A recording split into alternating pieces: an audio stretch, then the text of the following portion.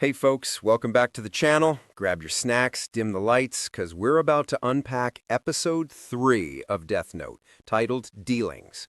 If you've been riding this roller coaster with me since the pilot, you know we're in for some heart-pounding twists.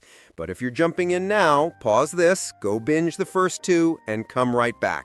Trust me, this show's got its hooks in deep already, and this episode, it tightens the noose just a little more.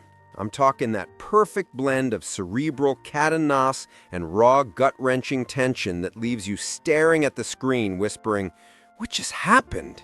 Let's walk through it together, moment by moment, because every beat here is gold. I'll keep it spoiler-free for the bigger picture, but we're going to savor every detail like it's our last meal. We kick off in this dimly lit task force room, right?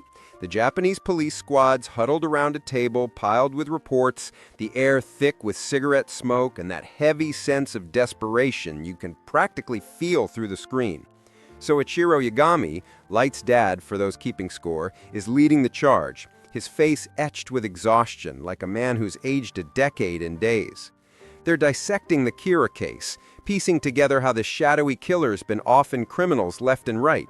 Matsuda, that earnest rookie with the wide eyes and awkward charm, pipes up first. He's got stats on how violent crimes plummeted in Japan since Kira started his spree, down by like 30% or something wild. It's this bittersweet moment, you know? On one hand, streets are safer, fewer monsters walking free. On the other, it's all thanks to this vigilante who's playing God with heart stopping mid-breath. I get chills every time, because it forces you to confront that nagging question. Is this justice, or just a prettier mask for chaos? The team's buzzing. Some guys rambling about international pressure, how the U.S. is breathing down their necks, demanding they hand the investigation over to Interpol.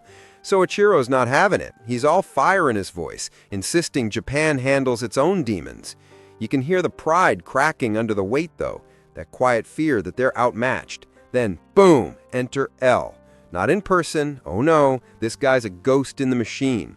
The screen flickers to life with his grainy feed, that wild black hair flopping over one eye, hunched over like he's cradling the world's secrets in his knees. His voice is this soft, almost childlike drawl, but it slices right through the room. He lays it out cold. Kira's not some righteous crusader. He's evil, plain and simple, manipulating deaths like a puppet master, toying with life for his own ego. The team's stunned. L's dropping theories that hit like gut punches, explaining how Kira needs names and faces to strike, how he's got to be plugged into police intel or media streams.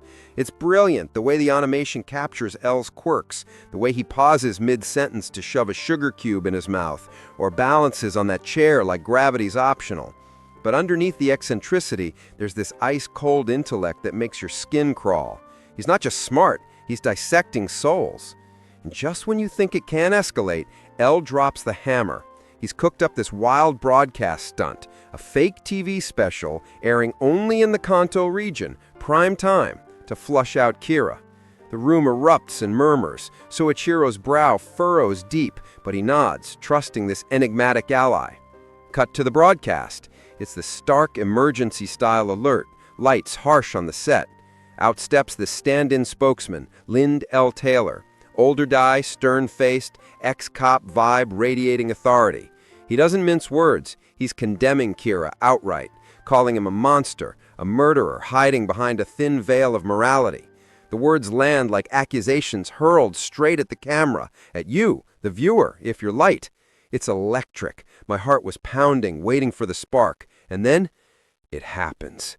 Taylor's mid-sentence, veins bulging in his neck from the passion, when his eyes go wide, hand clutches his chest and he crumples. Heart attack, right there on live TV. Gasps echo from the task force room. Matsuda's jaw hits the floor. Soichiro's fists clench white-knuckled. The broadcast cuts to static, then L's voice filters back in, calm as a graveyard. He reveals it was a recording, a trap baited with Taylor's life as the lure. And get this, he knows Kira's in Kanto now, narrowed it down from the timing of the kill. The precision, chilling. L's not just reacting, he's provoking, daring Kira to bite. Smash cut to Light's bedroom, posters of pop stars mocking the storm in his eyes. He's glued to the screen, that perfect student facade shattered, face pale, breath shallow, like a predator who's